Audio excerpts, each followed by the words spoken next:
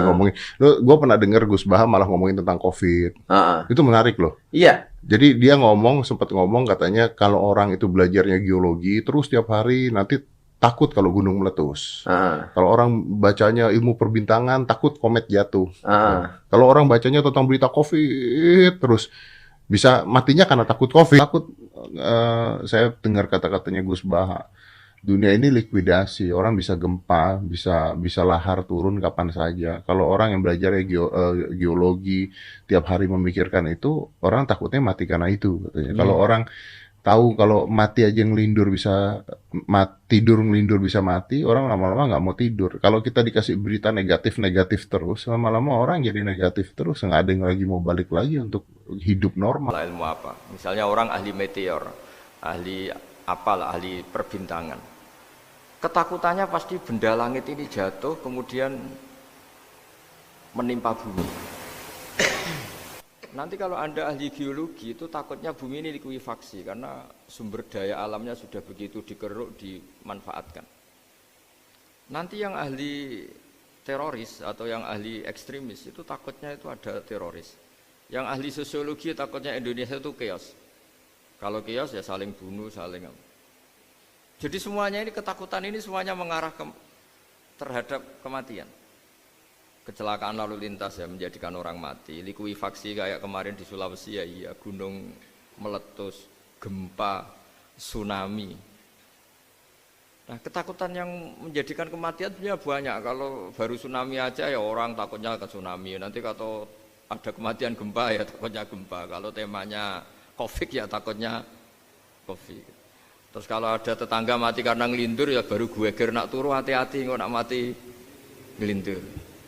Jadi, nah masalahnya kan kita tidak tahu, nggak tahunya itu. Ya tadi takutnya COVID ternyata catatannya itu mati kecelakaan. Takutnya kecelakaan ternyata matinya itu ngelindur. Kan kita tidak pernah tahu. Dari tidak pernah tahu itu kemudian agama datang dengan anjuran sudahlah kamu tawakal. Bahwa semua urusan kamu di tangan Allah Subhanahu wa taala. Inna sholati wa nusuki wa mahyaya wa mamati lillahi rabbil alamin la syarikalah. Yes, ibadah kita, salat kita, hidup kita, mati kita semua di tangan Allah Subhanahu wa taala. Sehingga dengan berpikir begini ini melihat COVID itu ya kayak melihat potensi kematian yang lain kayak karena gempa, likuifaksi, kecelakaan, karena ngelindur, karena macam-macam. Kenapa saya membuat menyarankan ya supaya orang berpikir demikian, supaya bersyukur bahwa kita ini dihimpit, disekelilingi penyebab kematian tadi. Kalau kita ahli meteorologi mungkin takutnya itu asteroid jatuh, terus kemudian meteor jatuh yang nggak habis digesek oleh sistem alam, terus macam-macam. Yang ahli gempa juga takutnya gempa, yang ahli tsunami takutnya tsunami, yang ahli sosial takutnya Indonesia chaos, kemudian saling apa? Bunuh, saling apa dan sebagainya dan sebagainya. Nah, dengan keadaan seperti ini kita ini baik sekali. Bukan sekedar baik sekali. Kita tidak mengalami chaos sosial, kita tidak mengalami likuifaksi, kita tidak mengalami benturan benda langit di bumi kita. Karena itu sekali terjadi, bukan 1-2 lagi, tapi habis seluruh Indonesia, mungkin seluruh dunia. Nah, di sini cara Allah membuat kita selalu bersyukur bahwa hal-hal itu tidak terjadi. Jadi ada sebuah ayat yang Allah selalu mengingatkan, a'amintum man fis sama ayakhsifa bikumul ardo fa idza hiya tamur.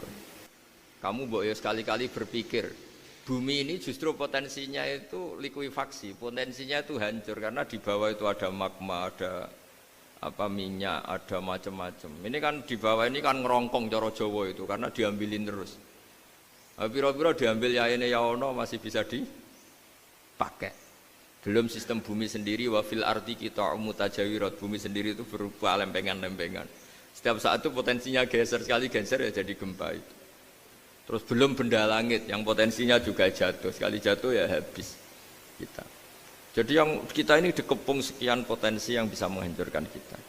Tapi nyatanya mulai Nabi Adam sampai sekarang itu ada kehidupan, ada khayal. Sing Joko ya kepengen payu rabi, mungkin sing wis payu rabi ya mbah kepengen mbah raro, macam-macam lah. Tapi yang jelas itu wong dikepung kematian kok ya khayalnya masih tinggi gitu. Lah nggak pernah ngayal ya orang yang utang ditagih itu, gak kober ngayal. Soalnya wedine tanggal kredit itu. Tapi ini saya cerita supaya orang Indonesia itu ngerti lah bahwa yang ngepung kita itu tidak hanya Covid. Banyak. Makanya orang Arab itu kalau ngendikan itu wa man lam yamut bisayfi mata bi khairihi ta'addadatil asbab wal maut wahidu. Karena orang Arab itu kan dulu Arab sebelum Islam itu kan satu kabilah nyerang kabilah yang lain. Wah itu kan harus butuh orang-orang tangguh karena dulu sistem rezekinya ya kayak sistem Indonesia dulu lah. Kerajaan ini nyerang ini supaya satu kerajaan punya eksistensi harus mengalahkan kerajaan yang lain. Bahkan cerita-cerita itu sama lah di Indonesia di mana-mana. Nah itu pemuda-pemuda yang gagah berani itu karena punya pegangan tadi. Wa man lam yamut bisayfi toh mata biwirihi. Kalau kamu tidak mati di medan perang ya tetap aja mati juga. Sehingga mereka kendel gitu kata cerita orang dulu. Ta'addadatil asbabu wal mautu wahidu. Sebab kematian bisa macam-macam, tapi kesimpulannya tetap saja namanya mati. Lalu Islam itu mengajarkan aksiru min dzikri hadhimil ladzat. Kamu harus banyak ingat mati. Tapi uniknya Islam itu menyuruh ingat mati itu disuruh justru semangat hidup. Karena kita butuh bekal itu. Jadi kalau kamu ingat mati itu jangan terus loyo, terus nunggu takdir mati itu enggak, malah disuruh semangat. Nah, tenaga medis semangat mengobati pasien, yang pasien juga semangat mensupport dirinya supaya punya keberanian hidup. Orang Jawa nunggoni anak, nunggoni putu. Kalau saya sebagai kiai ya nunggoni santri, nunggoni umat. Jadi ingat mati itu justru dengan cara mencintai hidup. Karena hidup ini adalah bekal kita untuk sanggup ketemu Allah Subhanahu wa taala. Kadang-kadang bekal itu mudah sekali. Ada orang nakal gara-gara minumin anjing yang baru haus, sama Allah dimaafkan. Ada orang yang pulang dari tempat kerjanya, ada duri di tengah jalan, disikirkan takut kena orang, diampuni Allah, akhirnya menjadi ahli apa? Surga. Ada orang yang kerja untuk orang tuanya, kemudian orang tuanya dicukupin menjadi ahli surga. Bahkan ada ahli surga itu ceritanya itu, tapi ini jangan dicoba. Ada orang sudah jelas niat, nyon sewu niat zina. Sudah tinggal itu terus mikir dia saat itu takut Allah gak jadi, barokahnya gak jadi, langsung dia jadi ahli surga. Sarannya gak jadi loh ya, tapi ya tidak usah dicoba. Itu kalau keterusan masalah. Jadi Islam itu menganjurkan ingat mati, tapi justru dengan cara mencintai kehidupan. Karena yang jadi referensi Allah nanti di akhirat adalah perilaku kita, amal kita zaman apa? Hidup. Jadi disuruh ingat mati, tapi justru dengan cara sangat mencintai apa? Kehidupan. Lalu yang dinamakan kehidupan itu apa? Ya kita-kita ini. Ada yang mengkhidmati agama, mengkhidmati orang sakit, mengkhidmati itu ya berbakti, membantu. Ada yang nata lalu lintas, ada yang nata keamanan kayak Pak Polisi, ada yang nata keuangan kayak Kemenku. Macam-macam. Semuanya harus kita cintai, profesi-profesi yang oleh Islam dianjurkan untuk kita nekuni itu. Jadi saya mohon lewat cerita ini orang itu tidak fokus takut Covid. Kasihan Covid kan jadi tersangka pembunuh sini. Padahal di kampung-kampung orang lugu-lugu yang saking nggak ngertinya itu kalau dikasih sumbangan itu katanya itu salam neng Covid matur nuwun. Itu ribet kalau orang lugu-lugu itu. Dikira Covid itu satu makhluk atau manusia yang apa? Nyumbang itu. Jadi saya mohon semohon-mohonnya, minta seminta-mintanya, sampean harus ngitung nikmat lah. Dengan sistem meteor seperti itu di langit tidak jatuh ke kita, sistem bumi yang sudah ngerongkong gini tidak likuifaksi. Terus di dunia ini banyak kimia, banyak racun. Itu kalau misalnya meledak kemudian dibawa angin, mungkin matinya lebih massal. Ternyata semua itu enggak terjadi. Artinya nikmat yang sekarang kita dapatkan, kita nikmati sekarang itu jauh lebih besar ketimbang ketakutan kita. Nah, ini Islam selalu menganjurkan fazkuru ala Allah la'allakum tuflihun. Selalu ingat sisi-sisi nikmatnya Allah. Kamu jangan hanya sisi wah kita dikepung Covid, kita punya istri judes, punya anak enggak nurut, punya atasan sadis, punya anak buah enggak loyal. Kalau gitu terus ya kamu enggak berani hidup. Yang diingat masalah terus. Itu salah, hidup seperti itu salah menurut Islam. Yang Islam menganjurkan fazkuru ala Allah, kamu ingat sisi-sisi nikmatnya Allah, bukan sisi-sisi kita hidup itu diuji. Saya punya sekian cerita ulama-ulama yang unik, yang punya nasihat itu. Jadi ada orang kaya raya dulu temannya banyak, anak buahnya banyak. Suatu saat dia miskin terus gak ada yang berkunjung. Terus dia ngeluh, curhat ke ulama itu. Ketika saya kaya yang berkunjung banyak, ketika saya miskin kok nggak ada yang berkunjung, kurang ajar betul teman-teman saya. Terus kata kiai itu lucu kalau yang ada nih, ya bagus gitu dong ketika anda miskin sudah ada yang berkunjung. Loh kok bisa? Ya misalnya kamu sekarang jadi buruhnya orang, pas disuruh-suruh dibentak-bentak, terus teman kamu udah datang, malah kamu jadi tontonan toh. Mendingan nggak udah datang, jadi kamu ketika buruh orang nggak malu karena teman-teman kamu sudah tidak datang. Ya alhamdulillah kalau gitu ya. Jadi dulu satu hal yang dia dulu nganggap problem, ya kan kalau kamu misalnya dulu kaya, temannya banyak, jabat, terus yang takut banyak. Ketika sudah miskin, Yun Sawu jadi buruhnya orang disuruh-suruh, terus teman kamu tetap udah datang. Siap nggak ada? Siap datang apa siap tidak datang? Lebih siap tidak datang sebetulnya kan? Karena nggak jadi tonton. Akhirnya dia sadar. Ya gitu kalau dikeluhin, istri saya ini judes, ya sering marahin gini-gini. Ya bagus dong marahin kamu, kalau marahin tetangga malah masalah kan. Coba kamu punya istri kalau marahin orang lain, pusing enggak? Mendingan marahin. Jadi pokoknya dilatih terus. Lama-lama dia bersyukur. Nah termasuk cara kita melihat kehidupan. Ada doa Rasulullah SAW yang luar biasa, ya Allah jadikan kehidupan ini sebagai penambahan saya untuk berbuat baik. Wal mauta rohatan li min kulli syarrin, kalau saya engkau takdir mati ya anggap mawon ini mati itu berakhirnya semua potensi keburukan saya. Orang itu kan potensinya dua, buruk betul atau potensi buruk. Mungkin sekarang kita tidak korupsi, tapi saja suatu saat kita korupsi. Mungkin sekarang kita tidak salah, suatu saat potensi salah. Dan mati itu mengakhiri itu semua. Makanya saya berkali-kali cerita kalau ngaji, kalau orang-orang alim NU itu kalau ada bajingan mati tetap dia seksa ini baik dia. Itu tetangganya nggak mau semua. Wong bajingan kok darani baik. Tapi kiainya ngotot, harus disaksikan kalau ini baik. Akhirnya mereka bilang ya baik-baik. Padahal di hati kiainya sudah tidak bisa garong lagi, tidak bajing lagi. Ya baiklah gitu. Jadi sehingga orang-orang soleh itu melihat hidup itu ya biasa, melihat mati itu biasa, karena hidup adalah sarana kita menambah kebaikan dan mati adalah akhir dari segala keburukan kita atau potensi keburukan kita. Jadi Islam itu mengajarkan kita gimana menghadapi kehidupan, juga gimana menghadapi apa? Kematian.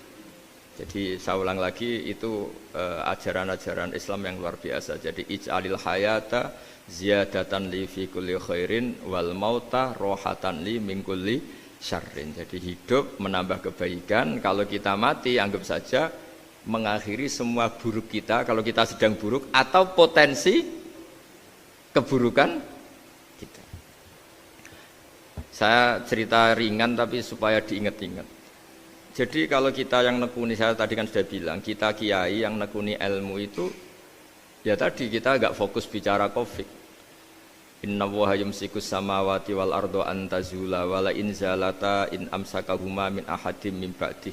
Kalau kamu ahli meteorologi kan melihat ini jatuh jumlahnya besarnya sekian. Ini kalau digesek oleh atmosfer paling masih sekian, kayak kemarin Januari kan hujan meteor yang sering kena Lampung kemarin. Terus di mana-mana mesti takut kamu itu. Kalau kamu ahli gempa takutnya itu ya pergeseran lempengan bumi. Kalau kamu ahli tsunami ya takutnya tsunami. Kalau ahli sosiologi ya takutnya chaos sosial ya, sama kamu medis ya takutnya penyakit yang menular, penyakit seperti ini. Oke, kita sekarang fokus menghadapi Covid dan kita selalu berharap supaya Indonesia terbebas dari apa? Covid dan musibah-musibah yang lain. Ya tadi apa gunanya terbebas dari Covid tapi chaos sosial? Kayak apa terus kita? Sehingga Islam selalu mengajarkan harus disyukuri lah bahwa kita sekarang alhamdulillah kita hidup harmonis. Kita kata Mbah Mun Bhinneka Tunggal Ika itu dingendikakno terus. Terus yang terakhir masalah air. Air itu sumber kehidupan. Di antara Allah mengingatkan kita adalah kul ara'aitum in asbaha ma'ukum ghoron famay ya'tikum bima imma'in. Bumi ini kan bawahnya ada magma, terus ada air. Normalnya air itu enggak ada. Secara teori itu normalnya air itu enggak ada karena bumi itu kan kalau ada air kan meresap. Sudah meresap bawahnya itu ada minyak, ada magma, harusnya air itu tersedot habis. Tapi orang saking angkuhnya, saking cueknya ngira air itu malah potensinya itu abadi. Sebetulnya kalau menurut teori alam, air itu gampang hilang kan, diletakkan di bumi ya bumi itu meresap. Nanti bawahnya itu ada minyak, ada sebagian ada magma, ada macam-macam lah. Jadi potensi air itu harusnya nggak ada malah kalau melihat sistem itu. Tapi karena Allah saking rahmannya, air ini dijaga sedemikian rupa tetap ada. Kalau melihat sistemnya kan normalnya malah nggak ada. Makanya Allah selalu mengingatkan, in asbaha ma'ukum ghoron. Suatu saat air yang kamu pakai, yang jadi sumber kehidupan itu bisa saja tahu-tahu hilang. Mungkin tersedot oleh panas bumi atau corong Jawa niku nyeresep entek atau gimana lah cara Allah menghilangkan. Famay ya'tikum bima imma'in. Lalu siapa yang bisa mendatangkan air itu lagi? Ini kata para hafidh, ini yang kata guru-guru ya termasuk yang dikatakan Pak Mukhtar ini. Nanti orang harus ngendikan menjawab Allahu Rabbul Alamin. Hanya Allah sendiri yang bisa mengatur air ini selalu ada. Itu Pak kalau kamu pikir kan air kamu sokkan di bumi kan mesti langsung hilang meresap ke bumi. Bumi ada bawahnya lagi, ada bawahnya lagi dan mungkin bukan yang paling bawah mungkin magma harusnya itu nggak ada. Tapi Allah saking sayangnya mengatur sistem air itu ada dan tersedia. Tapi ketika orang terlalu cuek dan angkuh sampai lupa syukur tersedianya apa? Air itu Allah mengingatkan, disuruh bayangkan, kul ara'aitum. Coba bayangkan kalau in asbaha ma'ukum ghoron. Tadi kan ada khataman ya, saya ikut terima kasih. Bayangkan kalau air suatu saat itu ghoron menjadi hilang. Fama ya'tikum bima imma'in. Jadi saya tidak bisa spesifik memberi nasihat tentang kopi karena ya tadi yang bisa membunuh kita ini banyak. Ya tsunami ya bisa bunuh, gempa bisa bunuh, likuifaksi bisa bunuh, jatuhnya benda lain kita bisa bunuh. Takut tanggal utang kaget ya bisa bunuh. Macam-macam. Semacam-macam lah ngelindur ya. Kemarin mudik aja yang sebelum tertata rapi aja mudik aja berapa kemarin kalau ada apa mudik lebaran yang tahun berapa 3 tahun yang lalu apa 4 tahun yang lalu dulu. Jadi saya mohon ketakutan kita adalah yang hakikat adalah takut jadi hamba yang tidak baik. Itu yang harus jadi ketakutan sejati.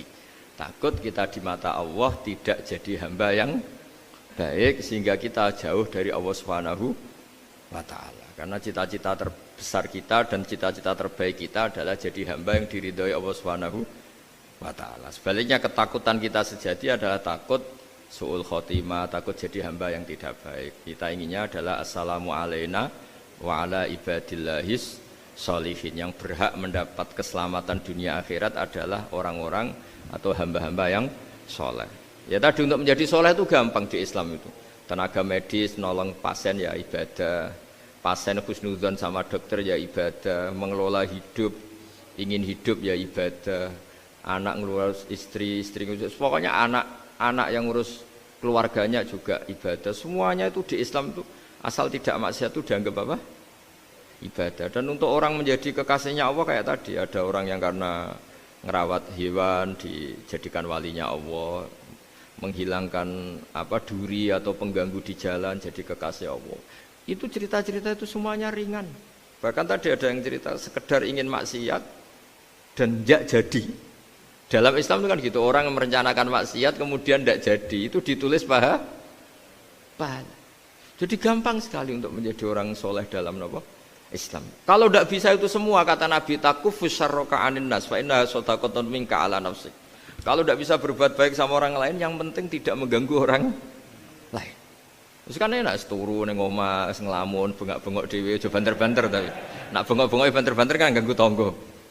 Itu asal tidak ganggu orang lain, takufus syarroka anin nas. Kamu jangan sampai efek buruk kamu berakibat pada orang lain. Itu juga fa innaha shadaqatun minka ala nafsik. Itu ya bagian dari sedekah kamu. Taruh saja misalnya kalau secara ilmu medis, misalnya kita ini kok dinyatakan positif COVID, secara ilmu medis nggak boleh ketemu orang lain, terus kamu diisolasi. Kamu niatin ketika diisolasi itu tidak menularkan bahaya kepada orang lain. Itu juga ibadah. Jadi ibadah itu gampang sekali, mudah sekali. Karena agama ini yuridu wa bikumul yusra wala yuridu bikumul usra. Agama ini mudah bukan sulit. Ya, mohon maaf tadi saya nggak bisa datang yang jam 11 karena saya tadi malam hormat di Jogja, acara 7 harinya Kiai Jatabek, tadi pagi baru datang. Tapi saya mohon pokoknya yang seneng ya, hidup itu yang seneng, diberi kesempatan hidup sampai sekarang itu yang seneng. Jangan karena teman kamu meninggal terus seakan-akan ini teman saya meninggal, paling saya besok.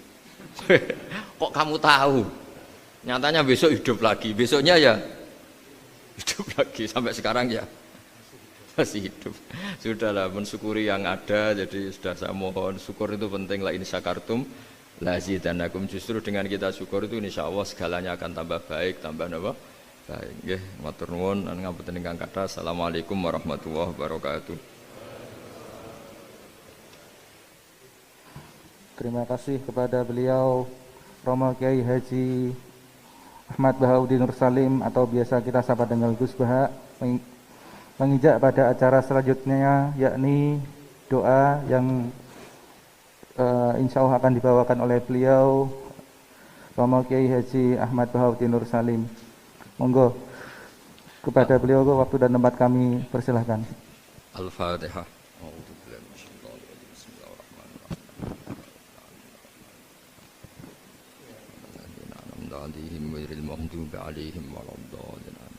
Bismillahirrahmanirrahim. Nahmaduka ya ghafur ya syakur ya rahman ya rahim ya syafi ishfina syifaan la yughadiru saqaman.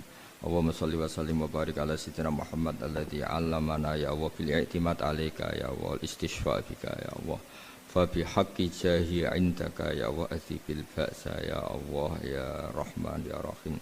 Allahumma ya Allah, Allahumma anta syafi ishfina syifaan la yughadiru saqaman. Allahumma ya wa anta syafi ishfina syifaan la yughadiru saqaman. Wasfi mardona ya Allah wa ta'i mardona innaka anta syafi azibil ba'sa rabban nas innaka anta syafi ya Allah. Allahumma ya Allah la narju siwaka wa anta rojauna ya Allah wa anna lan nahlika wa anta ma'ana wa anta rojauna ya Allah faj'alna ya Allah wa ahla Indonesia salimin ghanimin mu'afin min kulli bala'id dunya wal akhirah. Allahumma ya ilahana ya wa ij'alna min ibadika syakirin min ibadika sholihin wa min ibadika alladhina ya Allah ma syafi ardika haunan ya Allah na'muru bil ma'ruf wa nanha 'anil munkar. Ya Allah ya Allah ya Haqqu ya Mubin is'alna ya Allah salimin ghanimin mu'afin min kulli bala'id dunya wal akhirah. Rabbana atina fid dunya hasanah wal akhirati hasanah wa qina adzabannar. Sallallahu alaihi sayyidina Muhammad sallallahu alaihi wasallam. Subhana rabbika rabbil izzati amma yasifun wa salamun alal mursalin walhamdulillahi rabbil alamin. Sirrul Fatihah. A'udzu billahi minasyaitonir rajim. Ar-Rahman